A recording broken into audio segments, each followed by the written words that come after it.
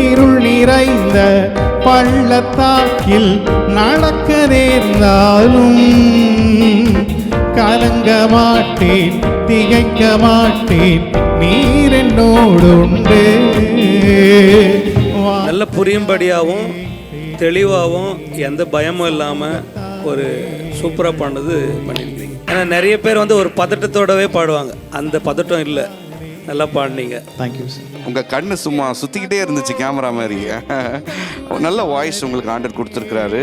கண்ணை மூடி கேட்கும்போது ஆல்ரெடி நான் இங்கே வந்த மாதிரி ஒரு ஃபீல் இருந்துச்சு.